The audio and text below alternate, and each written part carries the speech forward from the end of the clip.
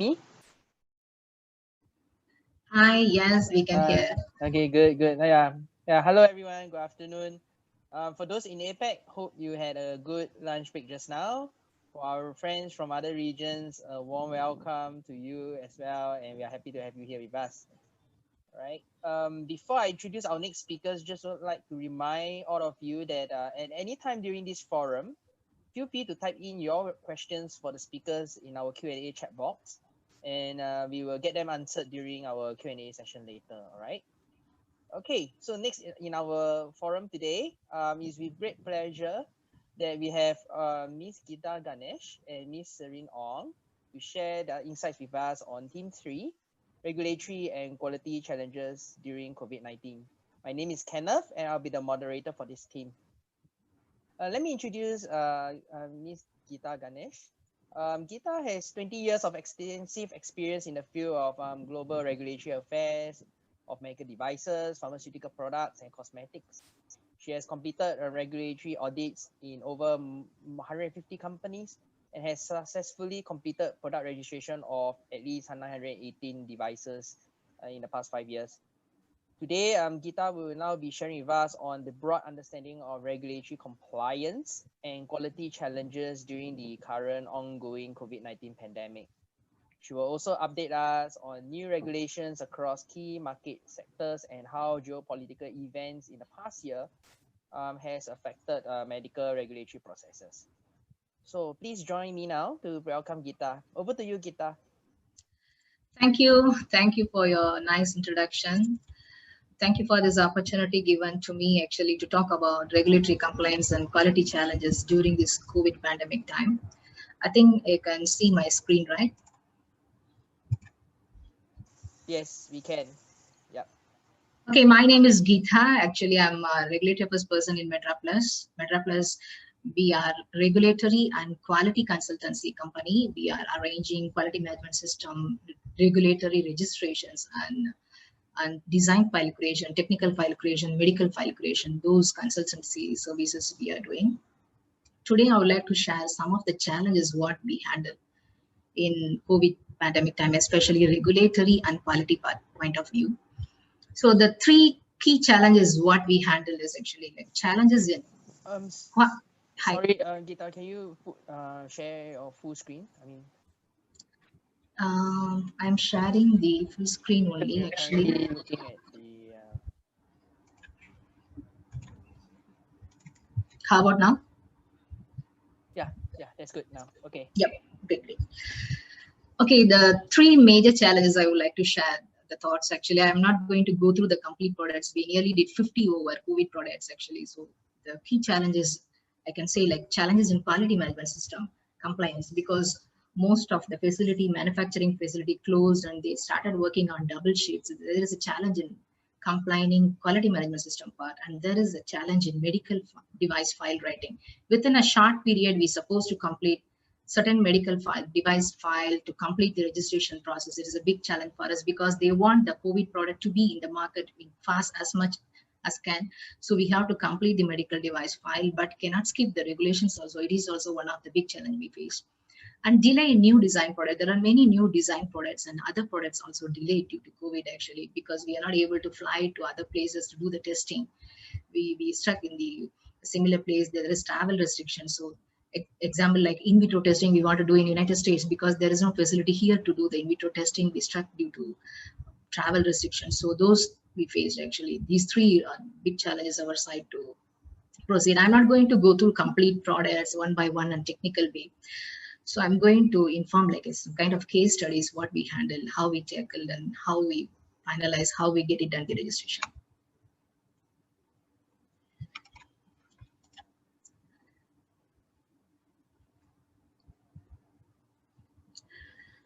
Yeah, the Singapore self-designed accurate temperature thermal scanner. AI-based thermal scanner. It's really accurate, and then it is AI-based. We face the challenges. This is a Class B medical device by HSA by a full evaluation route, because we cannot proceed like the CE mark or FDA certificate to proceed like a short route. So we're supposed to go, this is Singapore one product, and then full evaluation, we're supposed to go through it. The big challenge is SS582 test. HSA, they have to given guideline to follow SS582 test, Singapore test method. Actually, it is for accurate thermal scanner. We're supposed to complete this software validation within particular time period. So it's a big challenge for us to complete the software validation within 1 month. So we have to assign the task people, and then we have to do software and hardware tests related, how it is linked with the AI. Those is really big challenges for us to complete. Those we completed. And then especially clinical study data. Usually normally AI based data, the sample size calculation, usually it comes like 800. So we aren't able to complete the 800 within 2 weeks time. We have to provide the less number of clinical data to convince the authorities. There is a big challenge for us to convince the authority regarding clinical part also. We face those issues. And then we always go by risk-based approach, and then we convince the authority, we are going to monitor the PMS and PMCF and those activities. So we convince the authority those ways actually. And then preclinical and SS582, it is for accurate thermal scanner. This is specific to AI based. So those tests are really, we face the challenges actually. And the authority is very, very clear on that. They are not going to reduce the regulation due to COVID situation. Of course, they always go by risk-based approach. So they asked about especially PMS and PMCF is a big deal for us because we don't have a PMS data to prove software validation is accurate and effective. So we have committed actually, like we are going to do continuous monitoring. So continuous monitoring, like 6 months once we will provide the report, we will, okay, we are really good in effectiveness and safety of the devices. We at last got the approval, and then the product is in the market. The next I would like to share is provisional authorization, EUA. HSA come out with their provisional authorization for emergency route authorization. In US, they call it as EUA, emergency use authorization. All COVID tests, COVID related tests, PCR tests, all the COVID products usually went with the provisional authorization. So this is actually a big challenge for us because a lot of applications, suddenly HSA got like almost like 200 over applications. We're supposed to sort out which is good to identify specificity and sensitivity of product. So we handle few COVID test kit and real-time PCR kit. What we face in the emergency route authorization, LOD and cross-reactivity. To confirm analytical specificity and clinical specificity, as well as sensitivity of analytical sensitivity and analytical specificity. So we face some issues in cross-reactivity, especially HSA asked about us like a silico analysis. We supposed to follow NCBI database, actually biomedical database, and GIS AID database. We have to follow to provide the data to convince the authorities. So this is really like a new requirement from our manufacturer side. Our manufacturers are really very busy in supplying COVID test kit and PCR kit all over the world. So these kind of tests they are not willing to do actually. And then they said the R&D team actually argue with the silico analysis how to do that. These are so many issues. At last we solved it again the risk-based approach. So we given a commitment, and of course we started follow the NCBI database. It is a big challenge actually to follow GIS AID database also because the sample size is high. Then another problem we usually faced from the manufacturers getting certificate scope, emergency route certificate scope. Example, COVID test scope, they want it in ISO certificate. Not only manufacturer, they need it for distributors also. Those who distributed in Singapore, their SS620 sorry. Oh, sorry. Yeah. That GDP MD and SS620 certificate also need COVID scope inside the certificate. So those are big challenges because within time period, actually like 1 week time period, they want the certificate scope. So it is really difficult to get the audit date from certification bodies, difficult to add on the scope. So these are the challenges we faced actually to get it done. Then another big challenge regarding IVD test kit, we don't have reference material for ASEAN specific. We don't have. What we usually follow is we follow US 1 and Europe 1. We don't have ASEAN specific reference material. It is usually issued in the COVID related products. We face this one also, the one of the major issue. Then another is QMS compliance. Yes, whatever we convince the authority, FDA authority, CE mark auditors, as well as HSA auditors by online Zoom audit, video evidences, scanned documents is a big challenge to convince QMS is still effective and proper. So we face these all issues actually in provisional authorization. Singapore won COVID vaccine is coming soon. So there are a lot actually. It's not easy to get it done in 3 months or 6 month time. A lot of studies need to complete. The first prime most issue and challenge is GMP compliance. We are following PIC, GMP, pharmaceutical inspection, GMP. There are a lot of validations and verification studies supposed to complete to convince the authorities as well as to identify and confirm the efficacy and safety of the vaccine. The raw material also the big challenge for us.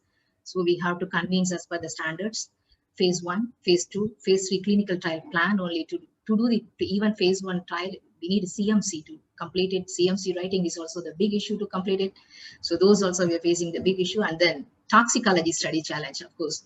Toxicology is the big one of the big part to confirm the safety and efficacy of the product. Toxicology study is actually going like a progressive basis, and also need to confirm the stability and performance challenge of the particular vaccine actually. So these are the challenges still we are facing in the vaccine. So it is not easy to comply all the regulations within particular time period. So we have to convince, cannot skip any regulations, especially GMP or like clinical trial plans. So the process is going on. Regulatory authorities, risk-based approach. So I would like to really thank to Health Science Authority. They did a very wonderful job, especially like a risk-based approach they followed. Extremely worked good, and then they based on if my applications are COVID products related, they put it in a high priority, and they nicely given like a distribution license or any approvals. They replied very fast on that. And other design related, other COVID related support products they handled as medium risk product. Also, we got the reply. Other new development products given to low priority as well as low risk, and then it is actually aligned in the queue system. So HSA's risk based approach is really, really excellent work. And then I would really would like to thank HSA. The other points I would like to share is quality management system audit, GMP, ISO 13485, SS620, or any other ISO. FDA auditors, CE mark auditors, or HSA auditors, or any accreditation body auditors. Very difficult to convince the quality management system. We shown the signed document. They want to check the traceability of the entire system. So it is really not aligned. Whatever we convince the authorities, we are showing the batch manufacturing record, we are going infrastructure record, it's not aligned because some of the facility not able to open, some of the shift basis, some of the people not able to come. So it's really tricky and challenge for us to complete the quality management system audits. Difficulty to collect the scanned document, especially the COVID time is completely closed. Some of the operations closed, R&D especially closed. But if it is the document related, auditor document related to design and development, usually it goes to QA and R&D only. QA is very busy in testing regarding COVID testing. So these are the alignments really we have faced. These are the issues faced in quality management system audits. Due to unavailability of persons, we got some kind of NCs. Even it is very difficult to convince the CE auditors, especially because they are in the transition stage. They want to see some kind of MDR, IVDR, gap analysis, have you done or not? Those we really have a challenge to convince the authorities. Testing laboratories unavailability due to different shifts. Example, I want to do the biocompatibility test of particular material, preclinical tests or benchmark tests. So testing laboratory started working on like shift basis. The shift basis really delayed our process because technical file we're supposed to complete in 2 to 3 months because the product should be out to the market. We need to conduct the studies, but those testing laboratories are closed and they are working in different shifts. So those kind of tests delayed. Even though our side we are ready, the testing laboratory side delayed. So this is also one of the big challenge we faced to complete the process. Delay in non-COVID products clinical trial. DSRB, IRB put on hold on all non-clinical, non-COVID related products. It is also the delay. So other projects we delayed. Of course, still we follow the same like high risk, medium risk, low risk. We follow the risk-based approach to complete the process. Transition deadline extended. As everyone knows about the CE mark transition about European CE mark is extended now. MDD to MDR transition extended to May 2021 now. So those who are already certified in MDD, they allow us to do up to May 2021. Those who are applying new CE mark, they have to wait because the priority given to class 3 product first, followed by class 2B, then only class 2A products. So they come with the alignment system like a queue system they are following. So those are extended. IVDD to IVDR transition also extended up to May 2022. Actually, it is extended last year. So IVDR also extended. Those two extended due to COVID pandemic situation. Other non-COVID related products, ongoing application queue system also align as per the country in specific country requirement. Example like Germany, they followed very clearly like non-COVID products. They completely informed MDD no more. They closed, Germany closed the registration of the non-COVID products. MDR only available to open for registration. So all FDA also COVID product, they followed a different guideline. There are a lot of guidelines available and released by FDA suddenly. So have to align, Q system align, non-COVID products, Q system align. Some of the new guidelines released specially for COVID, and especially it is compliance to COVID products. There are a lot actually. I'm not able to put all the guidelines is here. So few guidelines what we followed globally. So I put the guideline details. Singapore provisional authorization of COVID diagnostic test, key validation requirement, because HSA got so many COVID test kit applications. So they would like to check the safety and efficacy of the product by checking the analytical sensitivity and clinical sensitivity, of course, specificity. They come out with the validation requirement guideline. So the validation guideline is a key document which is released to the industry. Singapore provisional authorization for ventilators also released. It is really good, and then which followed, and then so many distributors started sold the ventilators in 3 months before onwards actually. Guidance on the conduct of clinical trials in relation to COVID. Clinical trials related to COVID given to high priority, the application routed to the specific persons to attend. So there is a specific guideline for COVID related products, not only medical devices, but pharmaceuticals also given. So this guideline also played a very big role past 3 months onwards. Guidance on medical devices for decontamination of single-use respiratory devices also played a very big role in Singapore. FDA released so many guidelines, and then these two guidelines are very specific, which followed worldwide. Developing drugs and biological product, treatment and prevention to the guidance of the industry, and clinical trial related to COVID. These two guidelines, FDA side played a very big role. So these are the guidelines which is related to COVID released, and it started following. Singapore, of course, the first 4 guideline is very important guideline for us to follow. So we started follow actually. Distributors also supposed to follow some of the standards, and then distributors also supposed to include the specification of the scope and traceability. Those details they supposed to start follow them. So those guidelines actually released also. To overcome all the challenges, we followed this key knowledge area to the quality management system to get the approval done. So nearly we got 52 related COVID product approval. We followed the similar knowledge areas, product knowledge and technical knowledge. Document is going to play a very big role. What we would like to explain to the authority, we written in a very correct way. In the design file, in the technical file, we convince the authorities, whatever query given to us, our team worked like a team support.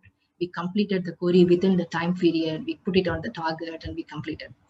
Of course, customer need based. Some manufacturer need approval in FDA side, some they need it in Singapore, some they need it in Malaysia. So depends upon customer need, we work on that, because technical file requirement is similar, not similar completely. Like if we wanted to register in Germany, we're supposed to create it like a technical file, we slightly different. Of course, the FDA dossier is different, and our HSA dossier, ASEAN CSDT. So depends upon customer need, CSDT and CTD preparation started preparing with the time frame. Of course, we follow the talent management, operational excellence, team communication. We assign the task for each person, brings one person for risk management, another one person for preclinical, another one person for validation. We given like a task management to get it done. And functional department leadership also we followed, and actually financial visibility also followed. So these are the key knowledge areas we focus in quality management system to complete the COVID product registration. Yes, quality assurance and regulatory approach. Next step. Whatever we approve, we got approval. It is our responsibility to monitor and measure the product quality and safety of the product. Continuous improvement, yes, drives an organization to be both analytical, creative finding, way to become more competitive and more effective at meeting stakeholder expectations.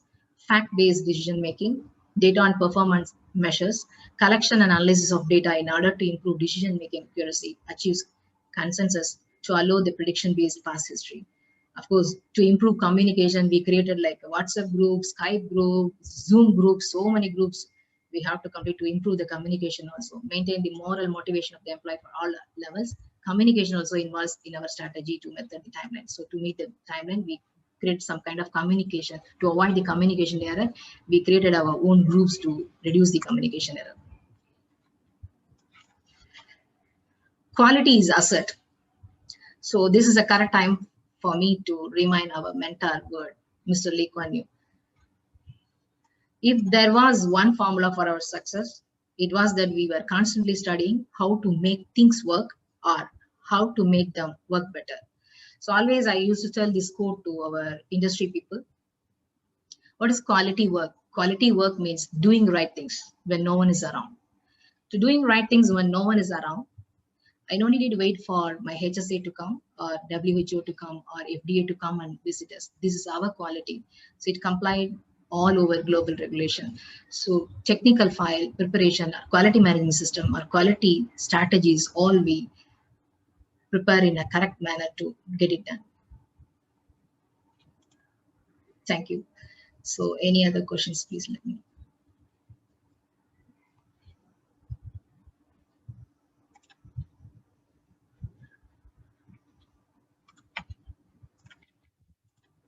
Sorry, I was on mute. Yeah. So thank you everyone. Thank you Miss Odetta for your session. So I think we are early, a little bit early, so it's okay. We'll move on to Miss Serene Ong. All right. So Serene has 20 years of business development, healthcare, and clinical trial experience with startup companies, pharma, venture capital, hospital, and major global clinical trial organizations in US, Europe, and Singapore. She now holds the dual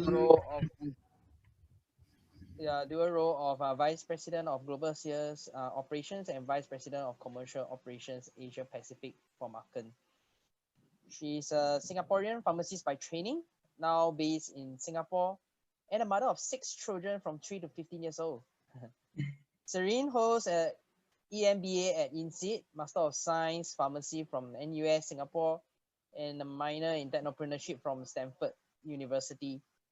Today, Serene will be sharing with us on the topic of COVID-19, accelerating regulatory and quality transformation in clinical research.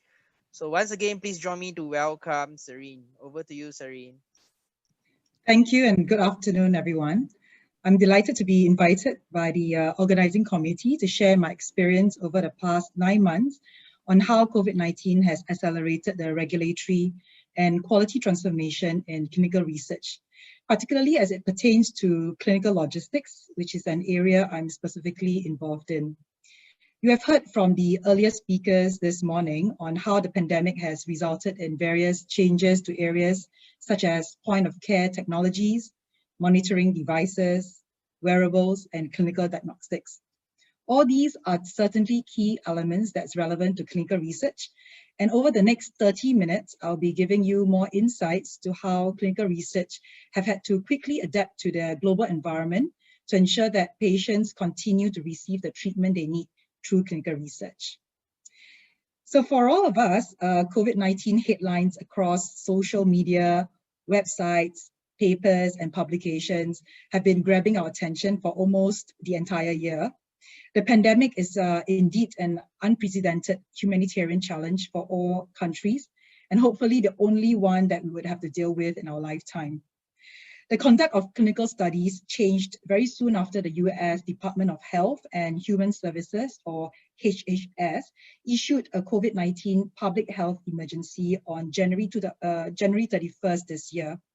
The FDA, investigators, industry sponsors, and IRBs or ECs, among others, were also required to act quickly to assess the status of ongoing studies and restructure research processes accordingly. There were a lot of unanticipated deviations to protocols, which became unavoidable because subjects were unable to attend study visits due to travel restrictions, clinic closures, and quarantine requirements. Elective surgeries and protocol-specific procedures were also postponed to diminish environmental contamination and to preserve limited personal protective equipment or PPEs. Research staff were also instructed to work remotely, and study enrollment was only allowed for trials required for participants' health. So this means things like oncology treatment protocols, for example. This stay-at-home orders that were issued by many, various and governmental authorities appropriately emphasized the safety of subjects, but it has negatively impacted recruitment and enrollment into clinical studies that is not related to COVID-19. And this has affected data collection. At the call of these regulations, however, is the desire by all regulatory authorities around the world to ensure that there is definitely support of the continuation of clinical trials in compliance with good clinical practice, and also to minimize risk to trial integrity while safeguarding the health and well-being of study participants. Over in Europe, there has also been guidance issued jointly by the European Commissions, the European Medicines Agency or EMA, and heads of medicine agencies or HMA for sponsors on how to manage the conduct of clinical trials during this period.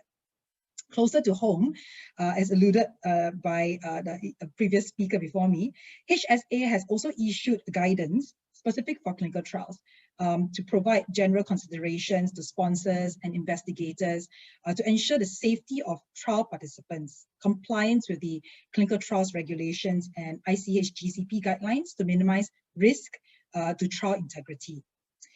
Within Asia Pacific, there has been also several fast-track approvals for COVID-19 related treatments. Most notably, right, in China, when COVID-19 first broke out in early part of this year, right after Chinese New Year, China actually issued a directive to regulate clinical trials of potential drugs for COVID-19. They titled it Guideline on Regulating Clinical Trials of COVID-19 Drugs Among Medical Organizations. It was then drafted by the National Health Commission, the Ministry of Science and Technology, and the National Medical Products Administration. In addition to this, many countries across Asia Pacific have also fast-tracked their COVID-19 clients' clinical trials with expedited review processes for treatment and vaccine candidates. Other countries that we have seen here, I will give you some examples, include a biotech that we know of that were doing COVID-19 trial that was approved in less than 9 days in South Korea. In India, there was a review and approval within 10 working days. In Thailand, within 15 working days, and Malaysia, 20 working days. But apart from all these fast-track approvals, virtual regulatory inspections also took off in the past few months. Our experience with remote GCP or good clinical practice and pharmacovigilance inspections by regulators during the pandemic has been very positive and encouraging. The challenges of COVID-19 underscore the importance of achieving process efficiency, while at the same time ensuring that there's high quality standards.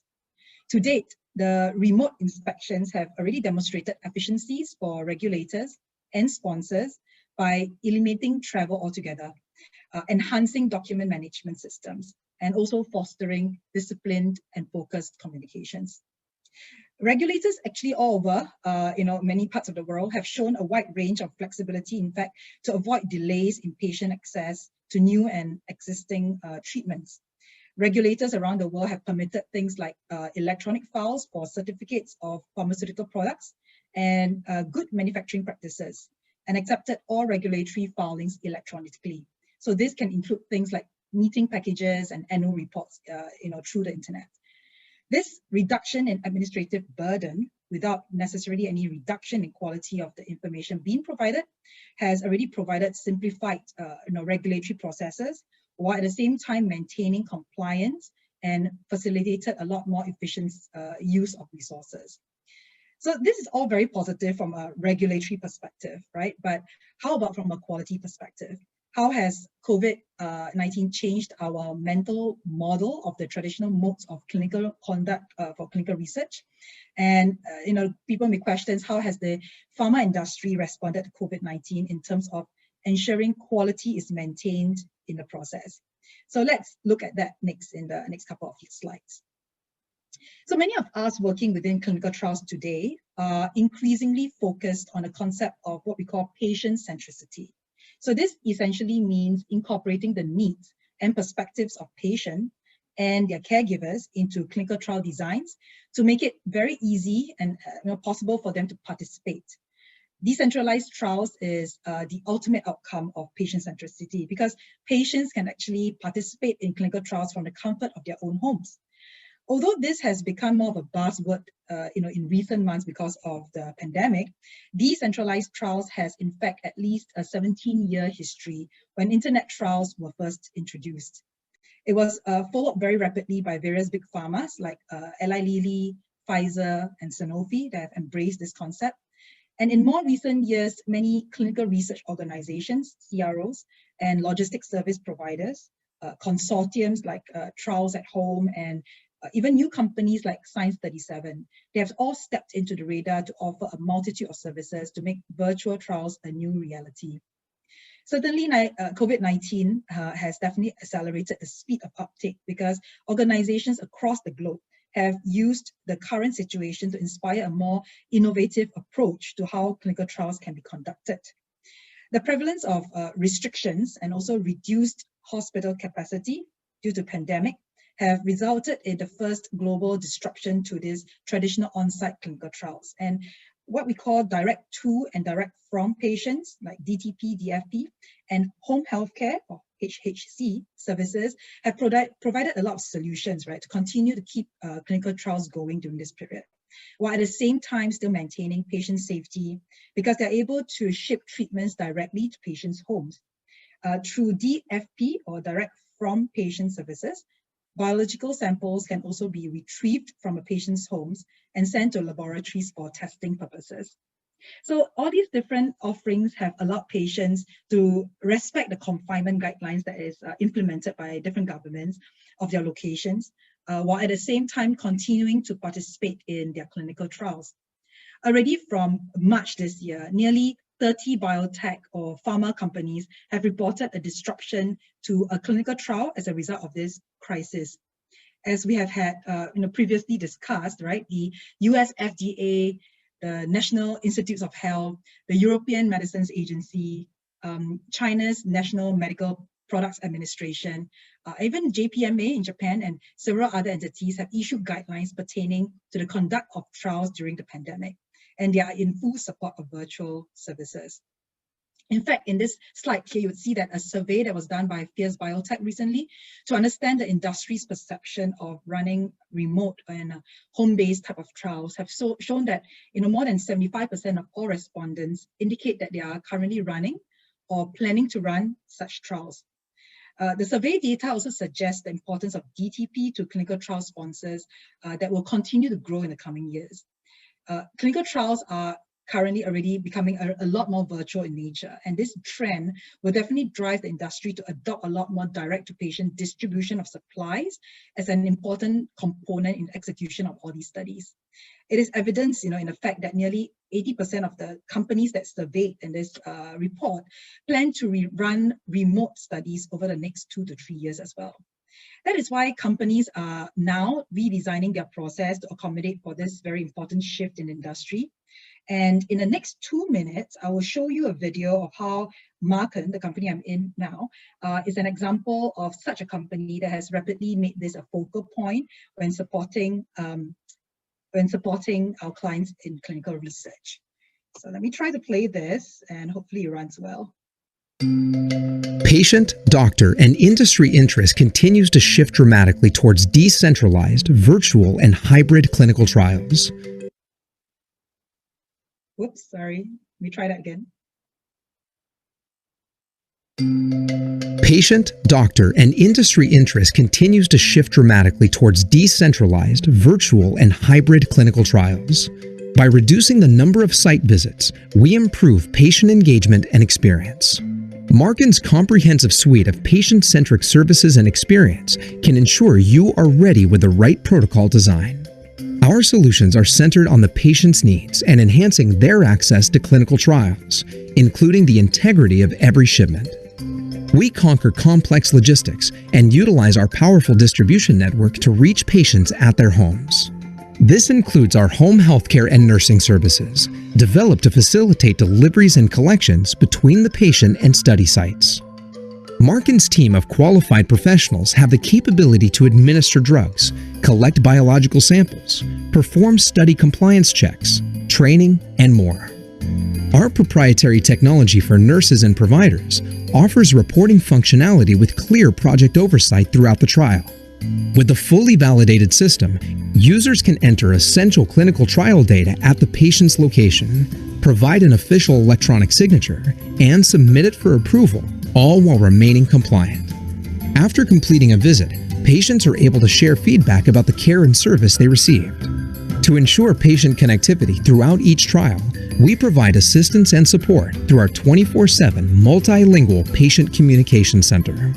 Overseeing all of these service offerings is our experienced and knowledgeable global project management team, driving day-to-day study activities and progress reporting. Our patient-centric services contribute to the successful execution of trials, helping researchers develop and introduce more treatments and products to patients sooner. The Marken supply chain is the most vital link between the sponsor, site, home, and patient. We are proud to make it happen for patients around the world every day. So I hope that was enjoyable, but basically I think definitely Marken would not be the only company that's doing that. I think as a result of the pandemic, many companies have come up with various type of solutions to enable the virtual conduct of clinical trials. Now, just moving a bit more into technology, you may wonder how technology has played a role in the quality transformation process in clinical research. With the increase of virtual clinical trials and things like telemedicine, digitally enabled tools have been enhanced in various areas of the clinical trial process, such as patient screening, informed consent forms, remote monitoring, on-site regulatory inspections, and document management systems. Today, many sites are already engaged in virtual recruitment via web-based study referral services. Sponsors have also adapted to the circumstances and moved on to remote and decentralized trial approaches that include things like the use of telemedicine, video and online meetings, telephone monitoring, direct-to-patient delivery and sample pickup, as well as local lab facilities. With the visitation restrictions in hospitals and long-term care facilities, IRBs and ECs also began developing policies and processes for obtaining electronic informed consent, including things like electronic signatures. So adoption of all these new technologies to reduce travel burden on subjects with the use of home monitoring technologies and the use of secure web portals for patients, reported outcome questionnaires and diaries are essential to the successful conduct of such trials. At the same time, regulatory processes had obviously been simplified so that you can still maintain compliance to facilitate a more efficient use of resources. Particularly for us in clinical logistics, implementation of many of these new technologies could come in various forms, such as customized packaging, supply chain visibility, particularly IoT sensor technology, so that we can actually track the shipments all the way from end to end, sustainability considerations, artificial and augmented intelligence, advanced analytics and automation, which is just to name a few of these. Such implementation serves to fulfill, several purposes. And this can include increased efficiency or enhanced responsiveness and optimized operations, all of which aims to achieve a certain level of competitive advantage and also better customer relationships. With this set of technologies, of course, comes a lot of new expectations and quality standards, ensuring that clinical logistics companies either adapt to these changes or risk being fall behind, right? So at this juncture, I have a second video. It's just a 1-minute video because I want to show you an example of how technology has actually played a very important part in how clinical trials and logistics is being conducted today.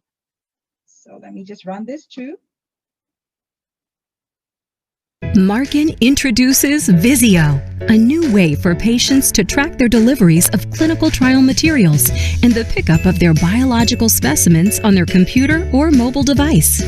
With a simple click, patients can view real-time updates on the driver's name, arrival time window, shipment number, and address at which the driver will stop. Patients can follow the driver's progress right up to their front door with a clear view of exactly where the driver is and the projected arrival time, even taking traffic conditions into account. A photo of the driver shows exactly who will ring the doorbell with the Marken delivery or pickup. The on-screen rating option after delivery provides direct and immediate feedback for everyone. Real-time driver traceability can translate into improved patient expectations and confidence with their direct-to-patient or direct-from-patient experience. More deliveries can be performed on the first attempt with fewer reschedules or delays. All driver arrivals, activity, and history are viewable through Maestro for teams overseeing the trial. Marken Visio, dedicated to making a patient's life simpler.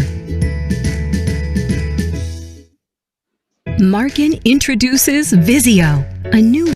Okay, so this is just an example of a technology that has been used within the organization. I'm sure different companies that is working on clinical research today would have something new and exciting as well. But I hope that gives you an idea of how technology can actually support clinical research. Now, as decentralized trials are still fairly new in many markets, right? Challenges are inevitable. So here I've listed a couple of considerations that are impacting the regulatory and quality transformation process of clinical trials today. In terms of guidelines and compliance, while some regulatory agencies are supportive of innovative trial designs, guidelines on compliance expectations, particularly for decentralized trials, are still lacking in many countries. When it comes to quality, there is a need to adapt internal quality management system within each company or the pharma organizations, such as policies, SOPs, and training. There is still, this whole concept is still obviously a very big change from our norm before. Thus, we have to also consider things like the learning curves for project teams, for the sites, for patients, and for caregivers. And the current laws today in many countries show that the difference in state telemedicine laws, because different countries, they may have still state laws, particularly in US where we've conducted this, may preclude some of these site-to-patient interactions. And in terms of data, there is the difficulty of harmonizing the aggregation of large amounts of data when using mobile sensor devices, right? Because now it goes down to every single driver or nurse that is going into the patient's homes. Stakeholders are also particularly concerned about security and the chain of custody of the investigational product if it is sent directly to patients. People generally want to know and need to know how much is spent and how much is the investment in regulatory compliant technologies that are also easy to use. And this can be very wide and varied today in today's market. They also want to consider if for technology, how they are qualified prior to their use so that there is assurance of safety, of quality, and of compliance. And finally, relationships.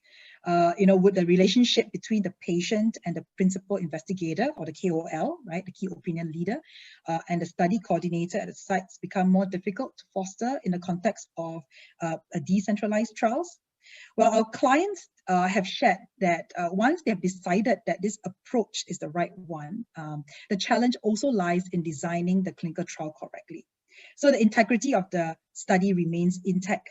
Because example, like addressing significant impacts on supply chain, how to get the drug to the patient at the right time, what the shelf life is of the product, any temperature considerations, is there full accountability and traceability of the drug throughout the clinical research process, and how technology will ultimately play an important role in the study execution. So clearly the key to reaching patients in this increasingly virtual world, necessitates a successful logistics and strong GDP and GMP supply chain network is essential.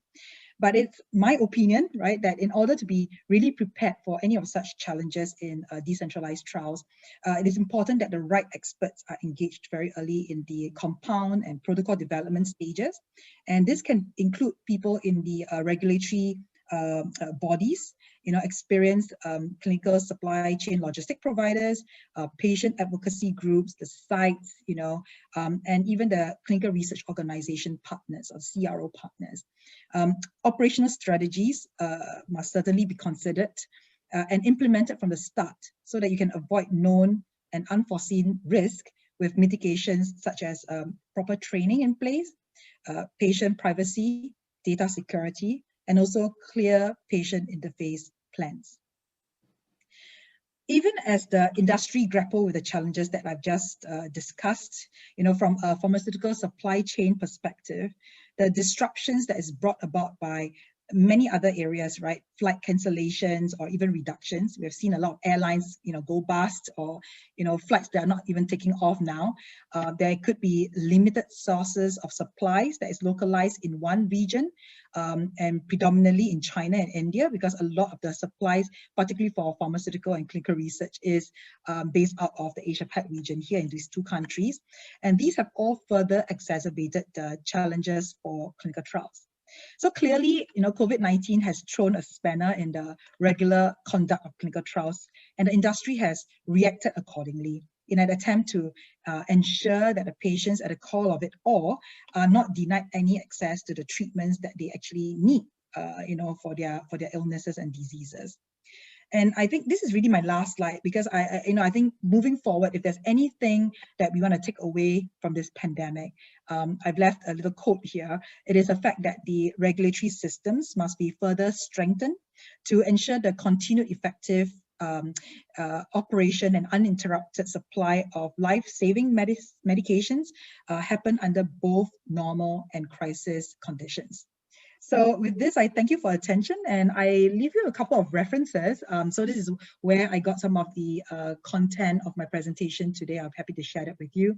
And of course, if you have any questions that I am not able to answer or address adequately today in my presentation, please feel free to reach out to me at this email.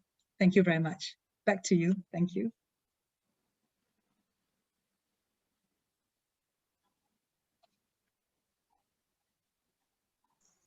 Hi, thank you. Can you guys hear me? Okay. So, hello, can you hear me? Yeah. Yes, we can. Okay, all right. All right. So, thank you, Serene, for insightful sharing. So now we'll move over to our Q&A session. So again, just a reminder, for all the participants, please type in your questions in our Q&A chat box, and then we will answer them accordingly. So maybe let's see. Okay, so we have a question here for Ms. Geehta. So as we move into 2021 and beyond the COVID era, so first question is for MDR and IVDR, the EU MDR and IVDR. With the backlog of applications building up, how do you see companies and agencies coping with new deadlines? Yeah, so maybe you want to answer that question first. Yeah, companies started doing gap analysis like MDD to MDR. They started preparing gap analysis. They started updating their technical file. Some of the clinical and preclinical data they're supposed to complete within MDR and IVDR. They started doing that. Of course, everyone, they wanted to do their own application actually to complete the process. Then big MNC company, even they completed their process, they are in the queue system. Moderate risk related companies, they are still in the preparation of doing gap analysis. Especially IVDR, still we have time. So IVDR, I couldn't see like they are aggressively doing like class C and D kind of products. But MDR, I can see the gap analysis started, they started doing preclinical and clinical studies. Okay, and then to the second part of the question, do you see the regulatory bodies continue to maintain or shorten their turnaround times? What do you have about that? The regulatory bodies doesn't shorten turnaround the time. Actually, always they're going to extend. Again, COVID-related products, yes, given priority basis, they are not going to shorten on the time. Actually, the similar one. So far, there is no guideline release, so I'm not able to tell it is going to happen or something. Of course, we have to follow the guidelines. Okay, then what about for non-COVID products?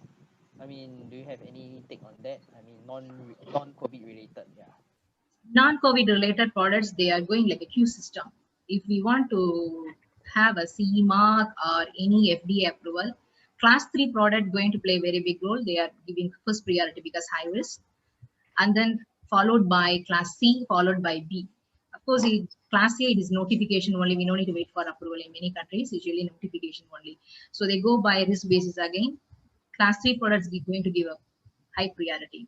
Of course, the queue system aligned for non-COVID products also, each countries, especially example I told you actually, it is Spain, Germany, they very clearly inform MDD no more, closed. MDR only. If it is a class A, MDR, yes, the notification is going on. Now with certification bodies like BSI, TUE, they started doing class 3 product in MDR. So class 3 given to first priority to proceed for non-products. If it is COVID products, even certification body also providing guidance, and they are following a different queue system to align COVID product first. Okay, maybe I would add on to his question. So let's say for a startup company, all right, and then they want to sort of launch their product soon, whether is it COVID or non-COVID related. So maybe from what you know right now, which major countries, like I mean, usually startup company want to launch their product in major countries first most of the time. So which major countries do you think have significant delays in product registration right now due to COVID-19? And what are the ways that you probably can suggest on how this challenge can be overcome in those countries? Yeah. Okay, startup companies, some of the countries preliminary requirement is country of origin approval. Example, Thailand, Indonesia. If the product country of origin approval is not available, registration will be difficult in Thailand and Indonesia. So we are facing some problem, especially free sale certificate is a requirement actually.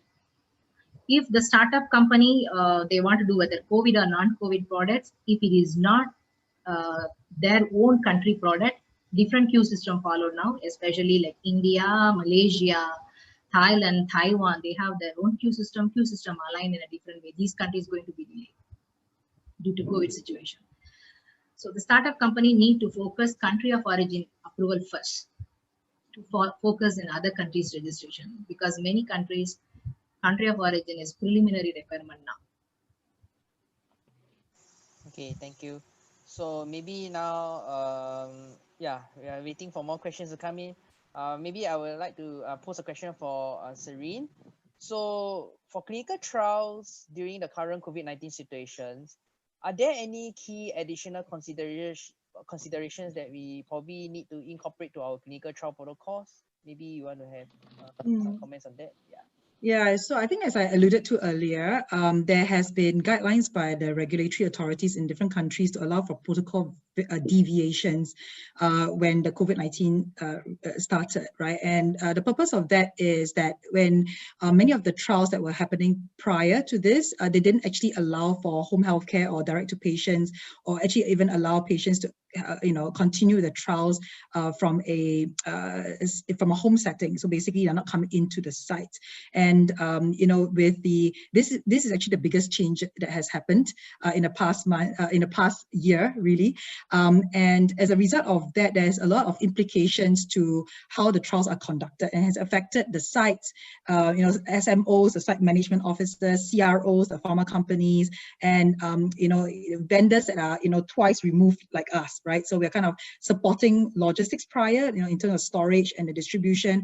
But now we are, acting very much in the forefront together with our clients in support of the conduct of the clinical trial. So all of a sudden, logistics play a lot more importance in how successful each trial is, because it's essential for the patients to be able to receive this drug, and ultimately even collecting the samples, blood samples or urine samples from their homes and bringing it to central labs for testing under a very confined protocol and purpose, so that there's no jeopardy of patient. Good afternoon to all of you in Singapore and in Asia. Yeah.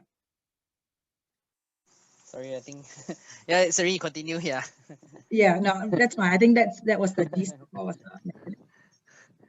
Okay, So maybe just to add on like what I've asked just now. So are there any major countries that we probably need to take into consideration for doing our clinical trial protocols that might have significant delays, or things that a startup company might want to consider or take note of? For sure, I think there's quite a bit of that, but I think it depends on the purpose of the trial itself, right? So many trials happen in Asia for the purpose of registration and sale within this region. So I think at the moment there are pockets of Asia that is like in a better condition, for example, in Singapore, but yet there's not enough patients to conduct many of the trials. And in many parts of the world, certainly US and Europe, you're looking for drug product registration in US through FDA or EMA right now. It's probably not a very easy time because all the healthcare professionals are very much committed to just managing the crisis itself. So they don't actually have a lot of spare capacity to work on clinical trials that's outside of COVID-19 at the moment. So a lot of the resources are really just pumped into managing the community care for patients that are down with it. So I think that's something that didn't be considered. I think another thing that is interesting as well is that there are many biotech and startup companies within this region that have tried to do or develop initial treatments and vaccines to target COVID-19. An example of that is in Australia, right? There was a period of time where they had an issue, and then now it looks a bit better again. And what has happened is that clients who were initially looking at that country to conduct COVID-19 trials suddenly find that they don't have enough patients to do that. So they have to then start all over again, identify new sites in countries where there are, a larger population of patients that are down with COVID-19 for them to be able to test the product itself. So I think with these adjustments, depending on the requirement of what you're doing the trial for, is it for registration, is it for COVID-19, or is it for indications outside of the current pandemic, makes a difference in the selection of sites and how you go about conducting a trial. Okay, so from what you have said, is it, can we take it that if it's COVID related, probably the startup company might want to go ahead with doing the clinical trial now, but if it's non-COVID related, then probably wait a while for the pandemic to sort of ease off before they do it, because probably right now, resources are not available, or there are not enough patients for them to conduct anyway.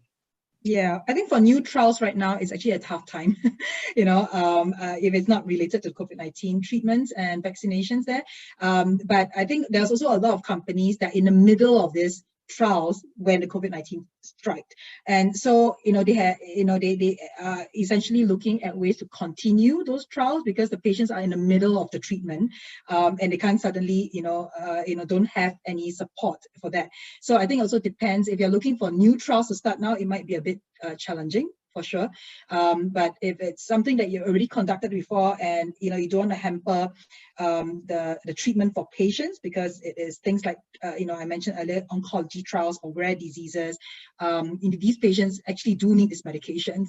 So if to stop them in the middle of it, when they're receiving these medications, would not be the right thing to do either. So yeah. Okay, thank you. Okay, let's see. I think there are no questions from anyone else. So I think, okay, so right now probably we have a picture together. Okay, so thank you, Geehta and Serene, for your time and sharing with us.